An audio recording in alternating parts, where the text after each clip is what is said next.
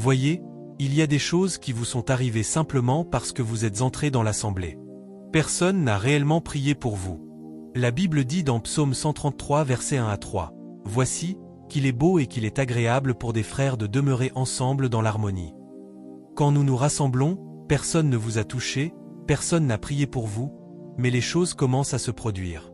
C'est comme l'huile précieuse répandue sur la tête, qui descend sur la barbe, même sur la barbe d'Aaron, et qui descend jusqu'au bord de ses vêtements. L'huile, l'onction, la capacité divine qui est sur la tête lorsque nous nous rassemblons, la Bible dit qu'elle déborde. Ainsi, vous pouvez être assis là et interagir avec une énergie prophétique, non pas parce que quelqu'un est en train de prophétiser sur vous, mais peut-être parce qu'un prophète est en train d'adorer et que son radar s'ouvre. Vous n'auriez jamais vu de vision, et vous commencez à voir des visions, puis vous dites « Je suis oint ». Non, vous êtes entré dans une dimension collective. Cela s'appelle le rang collectif. Vous êtes fusionné à une énergie. Gloire à Dieu. L'Église est un lieu spécial où il faut être. C'est un privilège de faire partie de l'Église. J'ai pitié des gens qui se vexent à cause d'un individu et quittent l'Église. Vous vous êtes éloigné de la vérité. Vous vous êtes éloigné de la puissance. Vous vous êtes éloigné de la gloire. Personne ne peut me chasser de l'Église de Jésus. Personne. J'en suis une partie vitale. Je sais que ma vie a été édifiée par l'Église. Ce que je suis aujourd'hui, je le suis par la grâce de Dieu qui coule dans l'Église. Vous ne pouvez pas venir me pousser dehors. Certains partent et deviennent humanistes. Ils disent qu'ils sont maintenant athées. Quels regrets ils auront dans l'éternité. C'est le terrain de la puissance. C'est lorsque nous libérons la puissance depuis ici que nous portons différentes particules vers les nations. Gloire à Dieu. Nous étions à Leeds et nous avons vu des démonstrations de puissance. C'est cela, l'Église. Partout où se trouve l'Église, des choses se produisent. Les démons sont chassés, les miracles ont lieu, vous savez, et certaines personnes regardent ces choses et commencent à dire que nous devrions aller à l'hôpital. Si le Saint-Esprit me dirige d'y aller, j'irai. Mais si le Saint-Esprit ne me dirige pas, allez lire la Bible. Dans combien d'hôpitaux Jésus est-il allé? L'hôpital est un bureau pour un homme appelé médecin, qui a étudié pendant 6 ans et qui travaille selon les principes de la médecine. L'Église est aussi un bureau pour un homme appelé de Dieu, suscité, équipé de puissance, doté de grâce pour exercer un ministère dans une dimension surnaturelle par la puissance du Saint-Esprit. Je ne vais pas quitter mon bureau pour aller dans le bureau d'une autre opération afin de prouver quelque chose. Non, que l'hôpital vienne à l'Église. Pourquoi irais-je à l'hôpital? La personne qui est allée à l'hôpital a vu l'Église et a choisi d'aller à l'hôpital. Qu'elle reste donc là-bas. Cela signifie qu'elle croit davantage à la médecine qu'en Dieu. Vous ne pouvez pas passer outre sa volonté. Si les gens viennent à l'Église et meurent, alors vous pouvez dire « Oh, l'Église n'est pas vivante ». Mais quelqu'un a vu l'Église dirigée par Jésus, opérée par les apôtres, les prophètes, les évangélistes, les pasteurs et les enseignants, opérée par la puissance du Saint-Esprit. Il la laisse et va dans un hôpital dirigé par un médecin qui travaille selon le principe de la médecine. Il a vu les deux avant de faire son choix. Pourquoi ne nous dites-vous pas d'aller au sanctuaire? Ce sont différentes institutions qui fonctionnent selon différentes méthodologies et différentes puissances. Loué soit Dieu. Maintenant, si je suis conduit à y aller, j'y vais. Mais Jésus n'allait pas d'hôpital en hôpital. Vous pensez qu'il n'y avait pas d'hôpital au jour de Jésus? Jésus guérissait les gens et disait « Va te montrer au médecin ». Donc il y avait une pratique médicale à cette époque. Jésus allait-il d'hôpital en hôpital? Non. Les malades venaient à lui. Jésus n'a pas rencontré Bartimée à l'hôpital. Il n'a pas rencontré la femme atteinte de la perte de sang à l'hôpital. Ils sont venus à l'église et ils ont été guéris là. Gloire à Dieu. Même la piscine de Bethesda n'est pas un hôpital, parce qu'ils attendaient des anges. Et je ne suis pas en train de rejeter la science médicale. Avant que nous connaissions Jésus, ce sont les médecins qui nous ont aidés. Nous serions morts. Je connaissais Fansidar. Avant de connaître le Saint-Esprit, à cette époque-là, ils avaient l'habitude de nous donner des capsules de Fansidar, d'extra-panadol, de chloroquine. Avant de connaître le Saint-Esprit, je connaissais la chloroquine. Donc je ne suis pas en train de rejeter les médecins. Mais n'insultez pas l'Église en disant aux pasteurs et aux ministres d'aller à l'hôpital. Dans combien d'hôpitaux Paul est-il allé? Dans combien d'hôpitaux Pierre est-il allé? Dans combien d'hôpitaux Jésus est-il allé? Si quelqu'un voit l'Église et choisit l'hôpital, respectez sa volonté. Si la personne croit en Dieu, elle vient à l'Église et Dieu démontrera sa puissance. Si quelqu'un doit aller vers l'autre, c'est l'hôpital qui devrait venir à l'Église, et non l'Église qui devrait aller à l'hôpital. Mais encore une fois, si le Saint-Esprit nous conduit à y aller, nous pouvons y aller. Pendant ce temps, ces gens qui disent ces choses ne savent même pas que l'hôpital a ses propres politiques. Vous pensez que vous pouvez simplement entrer dans un hôpital, et qu'ils vont ouvrir la porte et dire « Venez parler en langue et chasser les démons ?» Dans beaucoup de nations civilisées, vous ne pouvez même pas prier dans ces lieux. Vous serez arrêté, parce que ce n'est pas l'église, c'est l'hôpital. Les principes sont différents.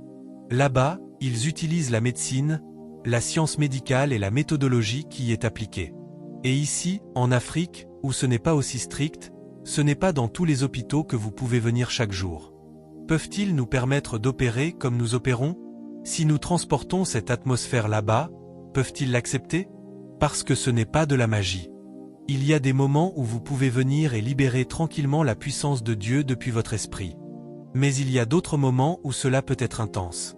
Vous pouvez avoir besoin de rugir et de trembler. Vont-ils vous permettre d'emporter cette atmosphère là-bas? Alors respectons l'hôpital, et respectons aussi l'Église. Et si vous êtes athée, ne dites pas de bêtises. Restez où vous êtes pendant que nous traversons. Et lorsqu'ils disent ces choses insensées, ils pensent qu'ils ont du sens, comme s'ils connaissaient la Bible. Ils parlent comme s'ils étaient les vrais chrétiens. Combien de personnes dans la Bible sont allées à l'hôpital? Ils disent simplement des bêtises. Moi, je suis déjà allé prier pour des gens à l'hôpital. J'en ai vu certains être guéris. J'en ai vu certains ne pas être guéris. Je vous ai dit que je suis même allé jusqu'à la morgue. Gloire à Dieu. J'ai prié pour un mort à la morgue. Il ne s'est pas réveillé. Je suis parti. Cela ne veut pas dire que je suis faux. Je n'avais pas la foi pour cela. Loué soit Dieu. Voyez, ces choses spirituelles vous rendent humble. L'une des personnes qui a été guérie à Leeds avait subi une chirurgie de remplacement du genou depuis 3 ans. Pour la première fois, elle a laissé tomber ses béquilles, elle a pu plier le genou et marcher. J'ai prié pour mon propre père. Il n'a pas cru. Je ne pouvais pas le lui imposer. Il n'a pas fait de chirurgie de remplacement. Il utilise maintenant une aide à la marche. J'exerce ma foi. Là où cela fonctionne, nous remercions Dieu. Vous agissez comme si nous étions des magiciens. Vous avons-nous affirmé que tous ceux pour qui nous prions sont guéris? Tous ceux qui le sont, nous remercions Dieu, et nous continuons à développer notre foi. C'est une bénédiction de faire partie de l'Église. Vous n'êtes pas désavantagés. Dieu ne veut pas perdre votre temps. Il veut vous façonner. Il a dit, « Suis-moi, je ferai de toi. » Je suis heureux pour l'Église. J'ai commencé mon parcours avec ma mère. Ma mère m'a enseigné la prière la nuit, avec des chants d'adoration. Quand vous me voyez chanter des chants, cela vient de ma mère. Ma première rencontre, je l'ai eue avec ma mère. Puis un moment est venu où Dieu m'a conduit vers certains sages, des prédicateurs de la sainteté. Des personnes comme Billy. Ils s'asseyaient sur une seule écriture. « Parce que tu n'es ni froid ni bouillant, je te vomirai de ma bouche. » Ils pouvaient parler pendant une conférence de 3 jours sur cette écriture. Ils ont pressé la sainteté et la crainte de Dieu dans mon cœur. C'est Billy qui a cité une écriture qui a changé ma vie. Il a dit, « Toi, ô Seigneur, tu as les yeux trop purs. » Il a dit, « Tes yeux ne peuvent pas contempler l'iniquité. » J'ai rencontré de tels sages. Zach Pounen, quand il parlait, vous étiez là. Plusieurs d'entre eux étaient comme cela. Puis un moment est venu où Dieu m'a déplacé vers les hommes de foi et les opérateurs de miracles. C'est à ce moment-là que j'ai rencontré des personnes comme l'évêque David. J'ai rencontré l'apôtre Aromé Osaïe, Chris, des miracles partout. Puis un moment est venu où Dieu m'a encore déplacé plus loin vers ceux dont l'accent était la prière et la pureté. C'est là que j'ai rencontré des personnes comme l'apôtre Aromé Osaïe. Nous prions simplement pendant 2 semaines. Nous prions, et au bout d'un moment, le don de quelqu'un s'activait. Personne ne parlait. J'ai commencé à entendre parler de personnes comme Chris Delvent. Il chantait, puis parlait, puis chantait. Vous priez et vous pleuriez. Vous priez et vous pleuriez. Vous priez et vous pleuriez. Et quand vous vous réveilliez, vos yeux s'ouvraient. Les rencontres commençaient à se produire. Même votre chambre devenait un autel. C'est le Saint-Esprit, l'Esprit du Dieu vivant. C'est le Saint-Esprit. Le centre du roi des rois. C'est le Saint-Esprit. C'est le Saint-Esprit. L'obéissance à Dieu. Amenez toute chose à l'obéissance à Christ. Amenez toute chose à l'obéissance à Christ. Christ. L'Église est une bénédiction. Maintenant, Dieu veut que nous fassions des croisades les unes après les autres, des croisades successives. Et il m'a ouvert la porte pour rencontrer des personnes comme Paul Énanche. Dr Paul, cet homme peut faire 3 croisades en une semaine. Il peut aller dans 5 nations en 2 semaines. Maintenant, nous le faisons, parce que lorsque vous le voyez, vous pouvez ensuite le reproduire. Mais s'il n'y a pas d'église, comment allez-vous le voir? C'est en écoutant des personnes comme le pasteur Chris Oyakhilome, l'évêque David Oyedepo, Andrew Wommack. Andrew Wommack parlait de ressusciter les morts comme si c'était une plaisanterie. Il disait, oui, mon fils a eu sa première fille 1 an après sa mort. Vous savez ce que cela signifie? Le gars était mort. Il a réveillé le gars. 1 an plus tard, le gars a eu un enfant. Donc le gars a eu un enfant 1 an après sa mort. Vous entendez ces choses, vous êtes touché. L'évêque disait qu'il était venu pour une veillée de nuit, vers 1 heure du matin, il a crié. Une femme avait apporté un enfant mort depuis le soir, froid et sec. L'enfant a éternué et est revenu à la vie. Quand j'ai entendu ces choses, j'ai dit, c'était ces jours-là. Quand j'ai vu Oral Roberts, il faisait des miracles comme dans la prière. J'ai vu Jacques C.O.E. Jacques C.O.E. prêchait et disait, venez. Quelqu'un avait un cancer. Il disait, maintenant, prions au nom de Jésus. Avant même qu'il finisse, il disait, le voilà qui part. Le cancer sortait comme ceci, le cancer. Mais c'est l'Église. Il a envoyé des dons dans l'Église. J'ai commencé avec ma mère. J'ai rencontré des prédicateurs de sainteté. J'ai rencontré des gens de miracles, de vie éternelle, d'onction, c'était cela leur accent. J'ai rencontré des gens de prière. Puis j'ai rencontré ceux qui ont pris des sièges. Nous allons commencer nos réunions dans les stades cette année. Vous savez, nous sommes des testaments vivants. Vous ne savez pas ce qui se passe. Dieu les positionne simplement. Voyez-les. La grâce est en vous. Lorsque vous recevez Christ, il y met la grâce, mais il faudra la révélation venant de ces personnes, et les activations venant d'elles, pour que ces grâces coulent. Je sais que vous avez le Saint-Esprit. Vous avez la vie éternelle. Mais il y a des hommes dans l'Église qui vous enseigneront la vérité pour l'activer. S'il vous plaît, aidez cette personne sous l'onction. Ils vous imposeront les mains pour l'activer. Mon parcours passe par l'Église. Depuis ma petite maison, ma mère a réveillé quelque chose. J'ai vu une femme appelée Veru Wama. C'était la première fois que je voyais quelqu'un manifester la puissance. Ce que j'avais l'habitude de voir à la télévision, elle le faisait. Elle criait, et les démons criaient. Qu'est-ce que c'est? J'ai vu des gens laisser tomber leurs béquilles. J'ai vu des yeux aveugles s'ouvrir chez une femme. J'ai dit, non. Si une femme fait cela, moi aussi je le ferai. Ma compréhension était que j'ai suivi une formation d'1 semaine avec eux. J'ai commencé à suivre House of Mercy, en écoutant. Ils vendaient des cassettes, et nous écoutions. Quelqu'un m'a ensuite connecté aux hommes de sainteté. Je les ai entendus. Zach Pounen. Je les ai entendus. Quelqu'un m'a ensuite connecté aux opérateurs de miracles, aux hommes de foi. Leur accent était la vie éternelle, l'onction, la foi. J'ai commencé à écouter, depuis le pasteur Chris Oyakhilome jusqu'à l'évêque David Oyedepo, jusqu'à Roberts. J'ai commencé à écouter. J'ai commencé à regarder T.L. Osborne. Nous avons acheté, puis Dieu m'a relié aux gens du royaume et aux gens de prière. Je me souviens de ces jours où je dépensais tout mon argent pour acheter les livres de cet homme de mémoire béni. Mes livres de lui sont encore aujourd'hui dans ma bibliothèque. J'ai appris les principes de la prière du royaume. Maintenant, nous venions comme ceci. Il disait, 10 heures de prière, 14 jours. Nous prions. Des choses étaient activées dans les gens. Les gens voyaient des visions avec des personnes comme certains hommes de prière sous l'apôtre. Maintenant, nous passons aux croisades. Dr Paul, parfois je regarde cet homme et je dis, comment fais-tu cela? De l'énergie à la constance, de la manifestation aux finances, jusqu'à l'administration. Mais quand j'ai vu, j'ai dit, c'est possible.